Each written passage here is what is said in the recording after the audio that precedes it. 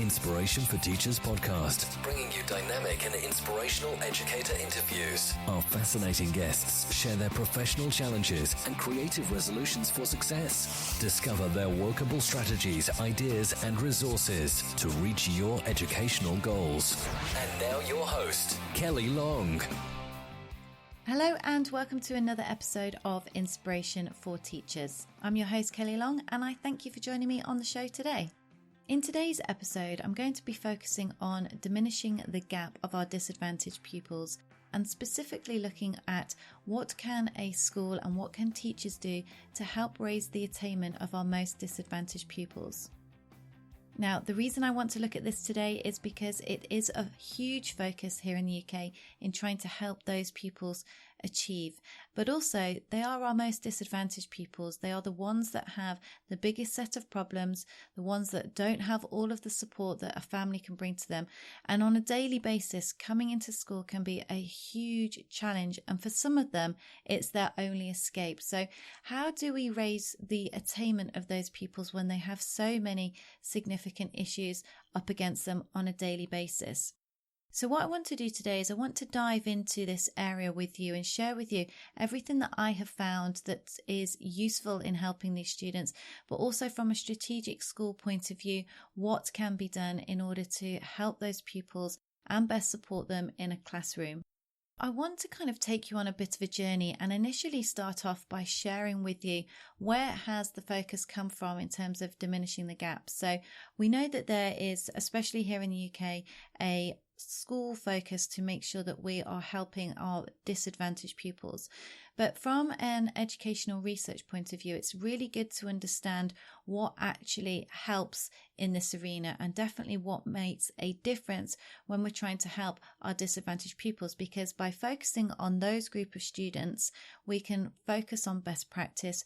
We can also help to raise the attainment of our overall student cohort. So what I'm going to do is I'm going to outline for you where has some of the focus and the research come from to help those pupils.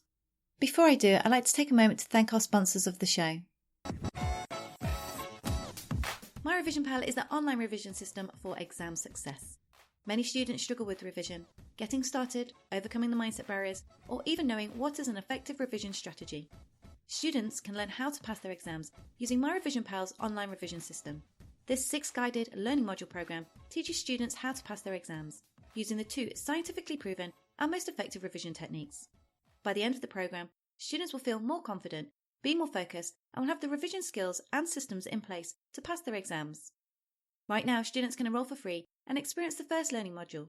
Head over to myrevisionpal.com, that's myrevisionpal.com, and sign up to experience your free trial. So I looked at Hattie's top 11 influences on achievement, and it was really interesting to find out what were the main factors that impact on a student's ability to achieve. And there was a variety of different things in there. Now, it was mainly things that we know as teachers to be effective. So obviously, classroom behaviour is a big impact on the achievement of pupils. Also, providing a formative evaluation process and acceleration and things like teacher clarity, feedback, they were all in those top 11 influences. And another one that was in there, which I think is really important, is teacher-student relationships. Now, that is 11th on the list, and that is really important, I think, to help our disadvantaged pupils, because in order to help them, we really need to understand, not just from a data point of view, who they are, but on a personal level. Who are they? Do they feel seen and valued? And what can we do from a teacher and a whole school point of view to really support that child from a relationship point of view? And that can take many different forms. So I was really pleased to see that that was in there, because I believe that that teacher-student relationship is really key to helping students achieve and be successful in their learning. Another area of focus that I've done a lot of research into, and which I found a really valuable tool when it comes to helping students with improving their attainment levels, but also specifically helping our disadvantaged pupils, is looking at the Education Endowment Foundation Toolkit. Now, this is really useful because what they have done is they have evaluated all of the different interventions and the things that can make an impact versus costs. And as we know, school budgets are tight, but we can throw a lot of money at helping our disadvantaged people, and there is funds available to help with that group of students. But the thing is, you can just throw money at it hoping for a good outcome, and unfortunately it doesn't actually help to raise their attainment level. So this was a really useful resource because what it shows you is, based on cost per pupil and the overall effect it has from an intervention point of view, what might be worthwhile investing in. So it was actually interesting to see that things like smaller class sizes doesn't actually have a huge impact on the ability of the child in terms of helping them to attain. Some things that were worth investing in was one-to-one tutoring, parental involvement, individualized learning, small group tuition. And then things that really do have the most promise for raising the attainment of our disadvantaged pupil is, again, feedback, which is what we saw in Hattie's top influences on achievement, peer tutoring, collaboration, phonics, and metacognition. Now, metacognition is all about the kind of teaching styles and strategies that we can use in helping students to learn. So learning to learn, how do we best help them do that? Now, the thing is with all of that, those are really effective strategies if we focus on the most promising ones, but it's only effective if that child is in school. So from a disadvantaged pupil raising attainment point of view, we can only do that in school if the child is there to experience and be a part of that learning. So thinking about how you can get the child into school from an attendance point of view is really key in this process. It's a real kind of first step, getting them into school so that when they are in school, we can look at what the Education Endowment Foundation has recommended as being a promising intervention strategy in helping that child to raise their attainment levels. Now, if you go to that website, and I highly recommend that you do, and I'll put a link to it on my podcast page at inspirationforteachers.com. If you go to the website, it is absolutely fantastic to look at the type of interventions that are available and that you could use, and deciding, actually, is it worthwhile investing our money and our teachers' time into this area? Because there is a scaling rating availability tool on there, and what it does is it specifically looks at the interventions that a school or a teacher could take, and it rates the effectiveness of that intervention as to how well it will impact on a student's ability to raise their attainment level. For example, this is one that lots of people disagree on: school uniform. How relevant is school uniform in raising the attainment of a disadvantaged pupil? Now, if you look at the Education Endowment Foundation website, it is very low. It comes out with a 0. It doesn't say that it has any impact on raising the attainment of a student. Now, there will be people out there that disagree with that and say that it sets a standard, sets the culture for a school, but in terms of specifically raising attainment, it's interesting to see that that doesn't actually have any effect. Also, this is an interesting one, and I know this happens and it all depends on the child, but sometimes repeating a year comes up, but apparently it has a very negative impact on a student, has a -4 according to the Education Endowment Foundation. Thinking about what actually can be effective and where you could invest your time and energies in helping these people, it's really good to go and get some wider input into this and actually think long and hard about, well, if we take this intervention, has it been tried and tested to actually raise the attainment of the pupils, or is it likely to have a negative impact on them? Knowing what actually works is really key to then thinking from a whole school and a strategic point of view, where are you going to invest your time and energies in making the impact? Now, another thing that I would highly recommend that anybody that is really passionate and interested in raising the attainment of their disadvantaged people is go and speak to other schools and agencies.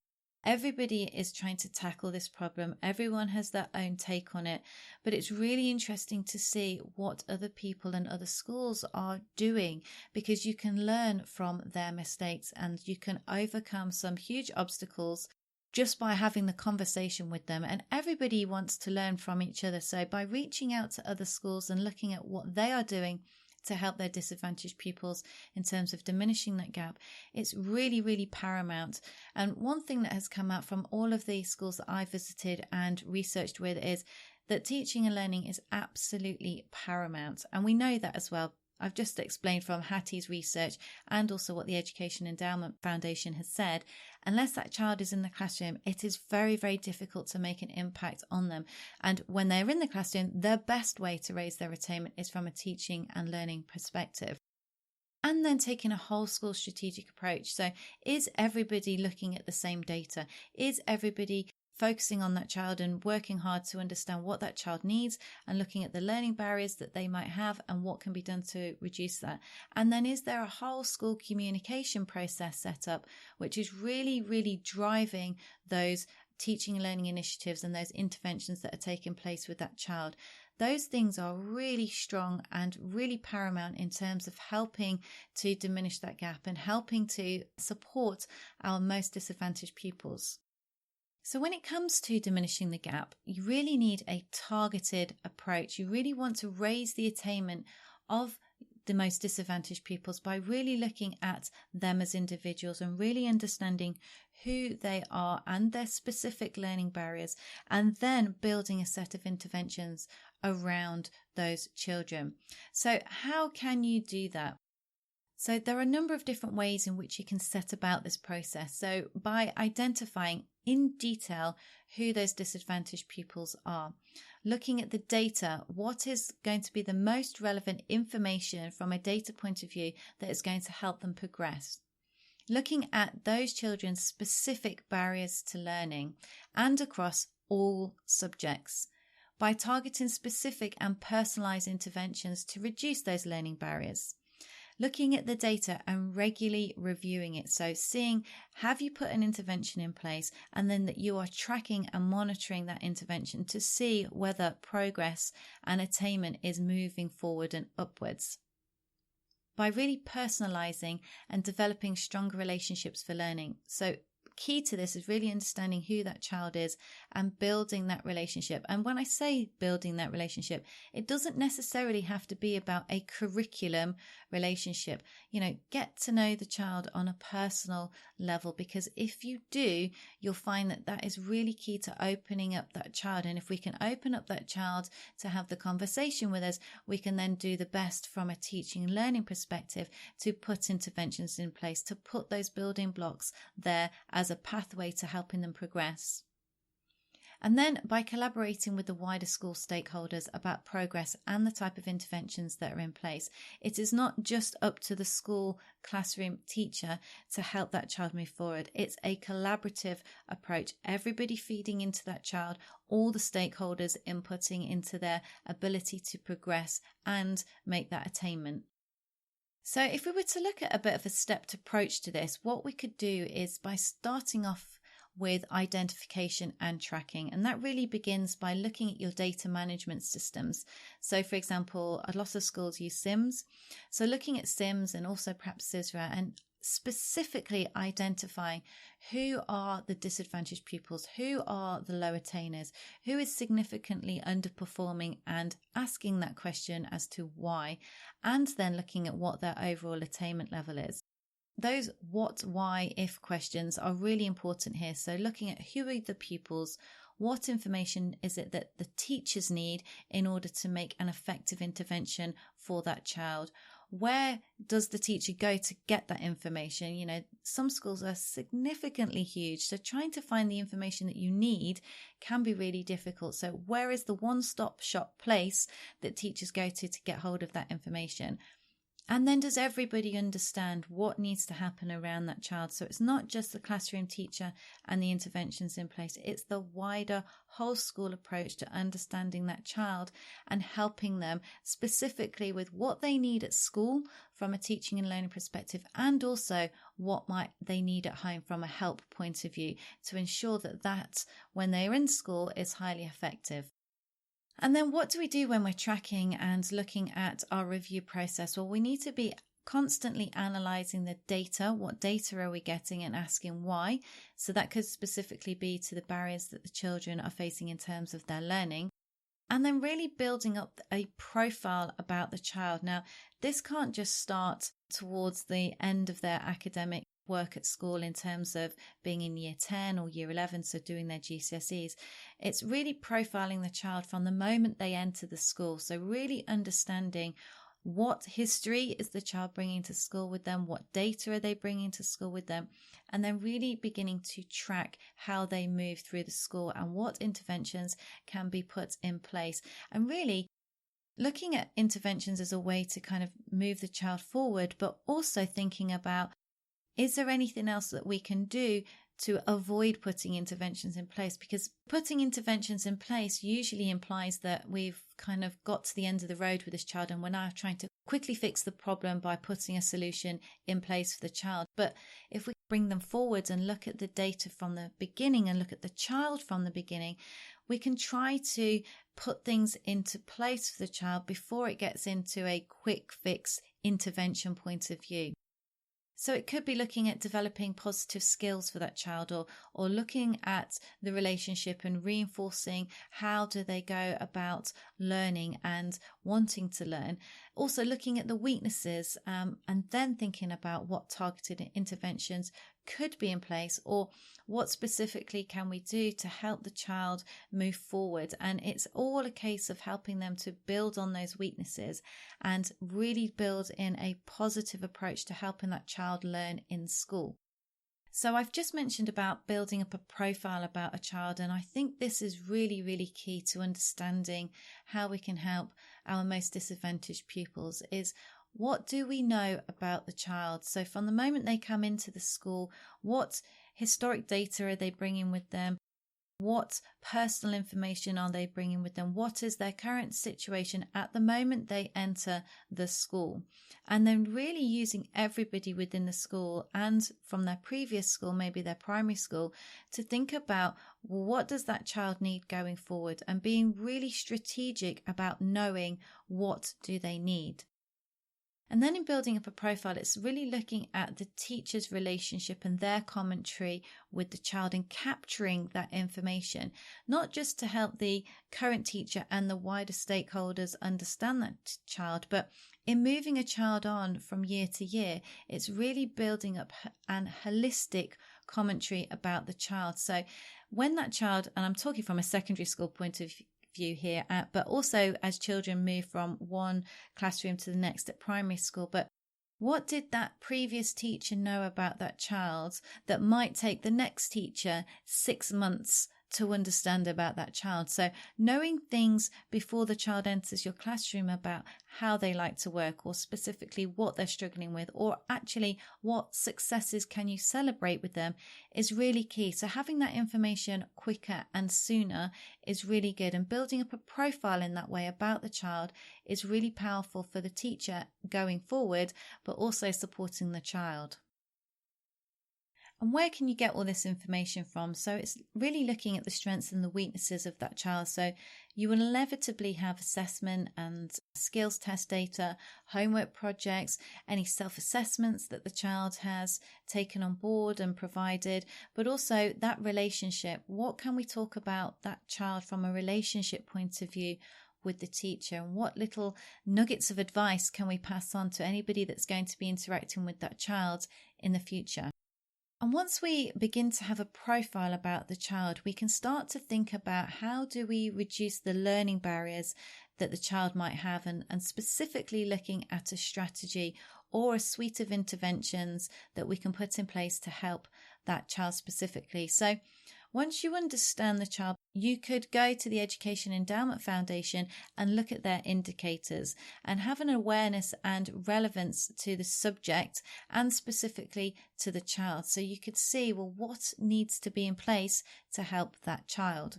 By profiling the child and really knowing the child, you'll have data, you'll have an understanding of what type of relationships that child has had with teachers in the past and what has been effective in helping and supporting the child. You'll have a wider school knowledge about the child and what other interventions from maybe a pastoral point of view have taken place. You'll be able to identify the positives and also the areas of skill development that the child needs. Then also from a subject specific and knowledge skills point of view, you need to understand what does that child need to know about that subject, because knowing what they need to know in one subject could be very different to another subject. And then once we have a clear understanding as to what that child needs to know for that subject, we can start to map out where does the child sit in relation to what they specifically need to know from a skills and knowledge point of view for that subject. And then that will highlight what gaps exist for that child for specific subjects. And then in identifying the pupil's barriers, that might come in a number of different forms. So that could be from an emotional point of view. So really looking at good planning here, looking at the cognitive skills that the child needs, specifically looking at the environment that the child needs to thrive and what interventions can be put in place from an environment point of view, but also what barriers in the environment are preventing the child from making progress. And then basic attainment. So looking at a literacy point of view, do they have the literacy skills in place so that they can make progress in a subject? And within all of those four things, we're specifically looking at what we as professionals do from a teaching and learning point of view. So it is that good planning, it is that differentiation, it is scaffolding their learning and building them up to a point where we can then start to take that scaffolding away so that they become strong, independent learners. It's looking at tutoring. It might be a case that the child just needs some help in terms of what advice they need in order to move through this whole cycle of learning, and also how do they conduct themselves in the wider school environment. So that could be peer tutoring, it could be mentoring that helps with the child in this point, but really looking at what is it about the child that they need to help them through this whole process of learning and raising their attainment.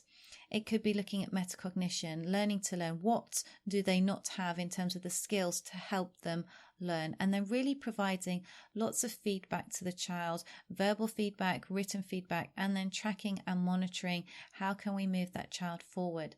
So by looking at all these barriers, by profiling the child, we can then start to build up a strong strategy of interventions to move that child forward.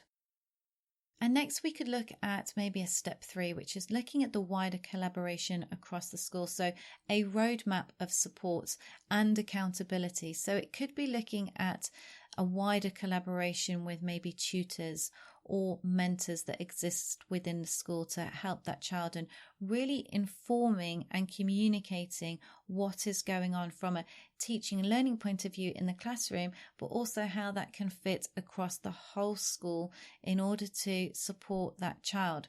Now, one thing that can help with that is subject provision maps. So it's like a staged intervention as to who is accountable at what point in this process.